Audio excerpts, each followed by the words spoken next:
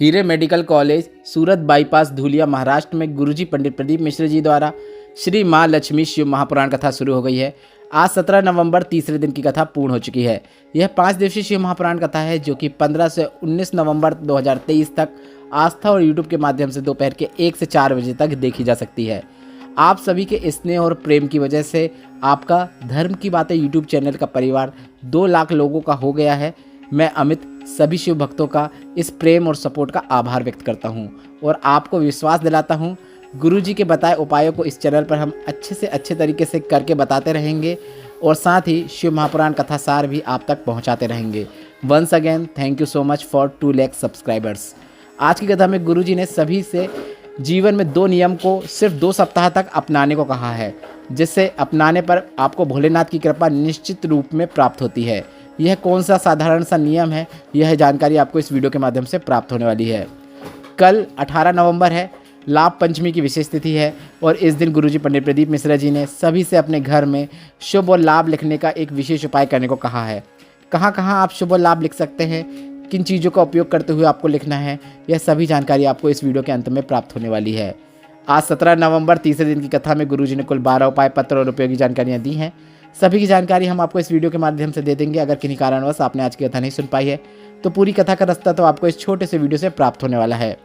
पिछले वीडियो में हमने आपसे एक प्रश्न किया था कि माता लक्ष्मी को प्रिय भोग क्या है, तो इसका सही उत्तर है ए शहद। आज के वीडियो का प्रश्न इस प्रकार है जो आपकी स्क्रीन में भी दिख रहा है। इनमें से कौन सा नाम भोलेनाथ का नहीं है? आपके ऑप्शन इस प्रकार है ए चंपेश्वर, बी एकांतेश्वर, सी गोपेश्वर, डी वेंकटेश्वर।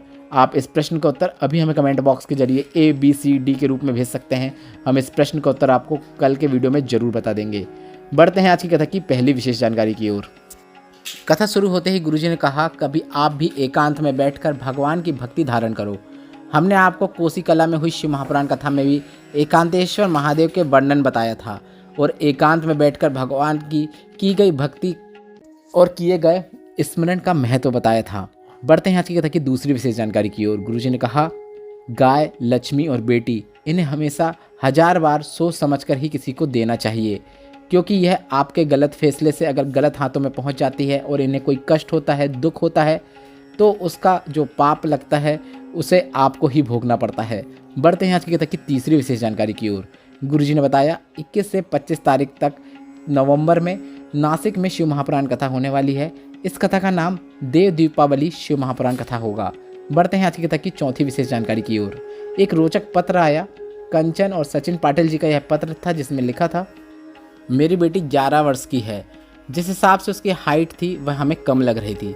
हमने डॉक्टर को दिखाया, सारे डॉक्टरों ने चेकअप किया, रिपोर्ट मुंबई गई और रिपोर्ट में हमें पता चला कि बच्ची का लीवर पूरी तरीके से डैमेज हो चुका है, किडनी भी पूरी तरीके से बेकार हो चुकी है। मुंबई का इलाज प्रारंभ हुआ। हमें समझ नहीं आ रहा था कि क्या करें क्या ना करें।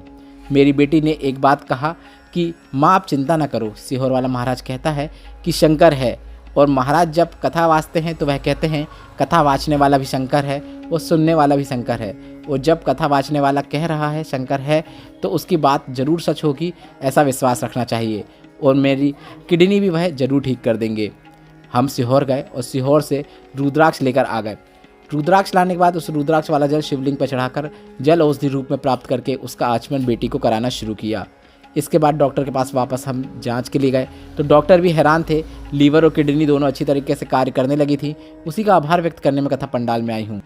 बढ़ते हैं आज की कथा की 5वीं विशेष जानकारी की ओर। तेजस्विनी जी पत्र लेकर आए जिसमें उन्होंने लिखा, बच्चे का आधा हार्ट नहीं था, डॉक्टर ने भी हटाने को कह दिया था कि बच्चा जीवित नहीं रह सकता। माँ ने शिवलिंग पर जल चढ़ाकर वह जल देना शुरू किया। शिवलिंग पर चढ़ी हुई बेलपत्र का आचमन कराना शुरू किया और जब बच्चे ने जन्म लिया तो डॉक्टर ने बताया बच्चा पूरी तरीके से स्वस्थ है, हार्ट भी पूर्ण है और अच्छी तरीके से कार्य कर रहा है। उसी का आभार व्यक्त करने के लिए हम कथा पंडाल में आए हैं। बढ़ते हैं आज की कथा की 6वीं विशेष जानकारी की ओर। गुरुजी ने कहा, भोलेनाथ के मंदिर में आप जब भी जाओ, शिवालय में आप जब भी जाओ, आपको 3 बातों का स्मरण रखना चाहिए। पहली बात, आपको अपने घर का जल शिवालय में जाकर शिवलिंग पे अर्पित करना है। दूसरी बात, शंकर भगवान के मंदिर में आपको कुछ ना कुछ सेवा जरूर प्रदान करना है।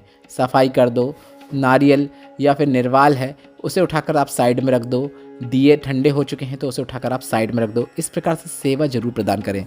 तीसरी, कुछ देर नंदी भगवान के पास बैठकर बाबा को निहारने का प्रयास करो।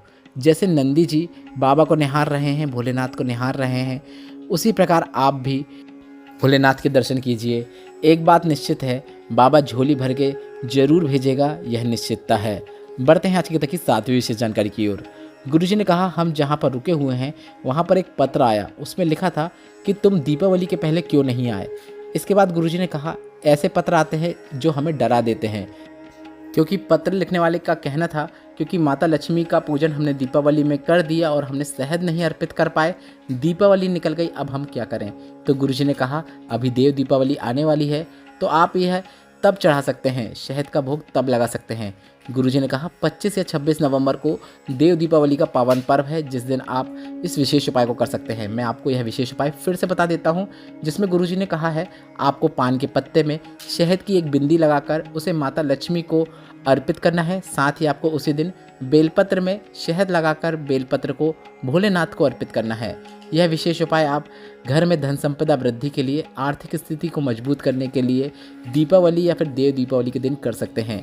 भोलेनाथ और महालक्ष्मी को आपको शहद का भोग लगाना है। बढ़ते हैं आज की कथा की 8वीं विशेष जानकारी की ओर।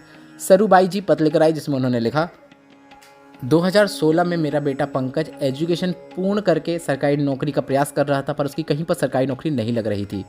उसने शिवजी के मंदिर पर जल चढ़ाना प्रारंभ किया, भोलेनाथ ने उसकी नहीं सुनी। उसने 3 महीने तक लगातार जल चढ़ाया और उसने कहा, बाबा मेरी नहीं सुन रहे हैं, सीहोर वाला महाराज झूठ बोलता है। मैंने कहा, ऐसा बिल्कुल नहीं है, जल चढ़ाते रहो। 1 साल निकल गया जल चढ़ाते चढ़ाते, पर उसका चैन नहीं हुआ। इसके बाद हम रुद्राक्ष महोत्सव में सीहोर गए, कंकड़ शंकर की धरा में कंकड़ शंकर का पूजन करके आए। बेटे ने भी निवेदन करके आया, जल चढ़ाना नहीं छोड़ा बेटे ने, और बेटे की सरकारी नौकरी लग गई है, उसी का आभार व्यक्त करने हम कथा पंडाल में आए हैं।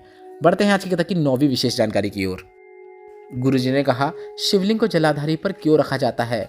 तो यह माँ महालक्ष्मी शिव महापुराण कथा कहती है, जल चढ़ाते हैं हम जब, तो जल शिवलिंग से होता हुआ जलाधारी पे आता है, तो महादेव अधिकतर समय तब साधना में लगे रहते हैं, और जलाधारी माता जगदम्बा भवानी का स्थान है। और जब हम जल शिवलिंग पे चढ़ाते हैं और वह जल जब जलाधारी पे आता है, तो माता जगदम्बा भवानी, माता पार्वती और 64 योगिनी की विशेष कृपा हमें प्राप्त हो जाती है, और वह हमारी प्रार्थना को भोलेनाथ तक पहुंचाने का कार्य कर देती हैं। बढ़ते हैं आज की कथा की 10वीं विशेष जानकारी की ओर। गुरुजी ने कहा, आप लोगों को स्मरण होगा, हमने आपको 3 जगह दीप लगाने का महत्व बताया था।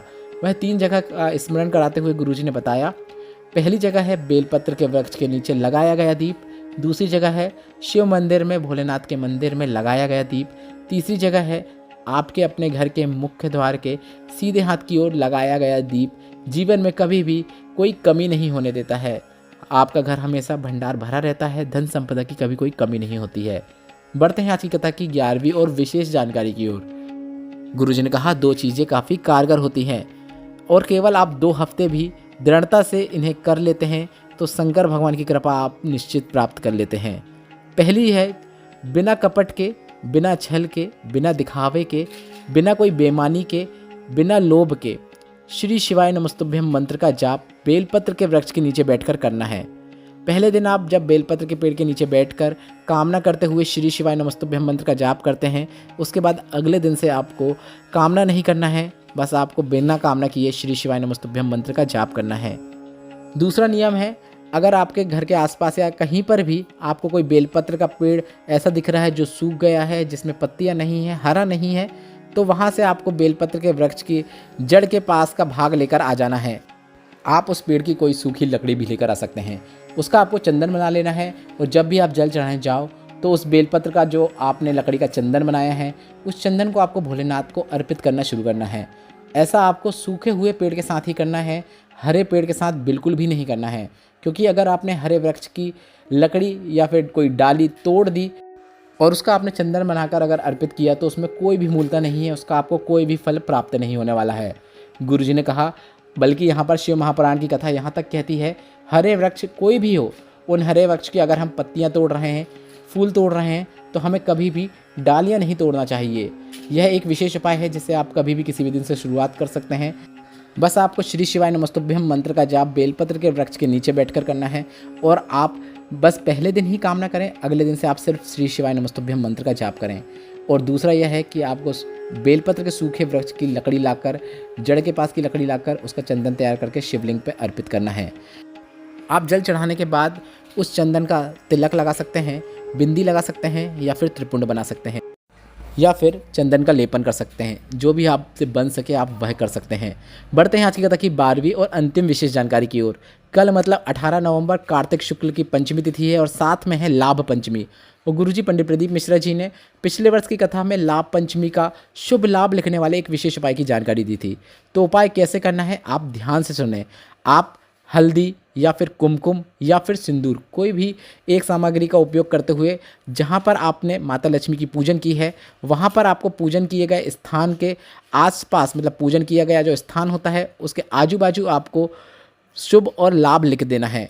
और भी कई जगह गुरुजी ने बताई हैं जो कि इस प्रकार हैं। आप अपने घर के मुख्य द्वार पर या फिर कोई दीवार पर जहाँ पर आप पूजन करते हैं, या फिर जहाँ पर कोई अलमारी रखी हुई हो, अलमारी पे भी, या फिर तिजोरी में, या फिर आप अपने घर का एक पूजा वाला स्थान, या फिर आपके घर में जहाँ पे आप अनाज रखते हैं, जहाँ भंडार रखते हैं, वहाँ पर भी आप शुभ लाभ लिख सकते हैं। शुभ लाभ लिखते समय आपको अपनी उंगली या फिर माचिस की तीली का भी आप उपयोग कर सकते हैं। यह उपाय आपको लाभ पंचमी या फिर लाभ पंचम के दिन करना होता है। ऐसा करने से आपके घर में जीवन पर्यंत धन संपदा बढ़ती ही रहती है, पैसों की कभी कोई कमी नहीं होती है, यह निश्चितता है। यह उपाय आप कल मतलब 18 नवंबर को लाभ पंचम के अवसर पर जरूर करें। वीडियो में बताया गया उपायों से संबंधित अगर अभी भी आपके मन में कोई प्रश्न है तो वे प्रश्न आप कमेंट बॉक्स के जरिए पूछ सकते हैं। मेरे द्वारा दी गई जानकारी अगर आपको थोड़ी सी भी उपयोगी लगी हो तो इस वीडियो को लाइक करके कमेंट बॉक्स में हर हर महादेव जरूर टाइप कीजिएगा। श्री शिवाय नमस्तुभ्यम। हर हर महादेव।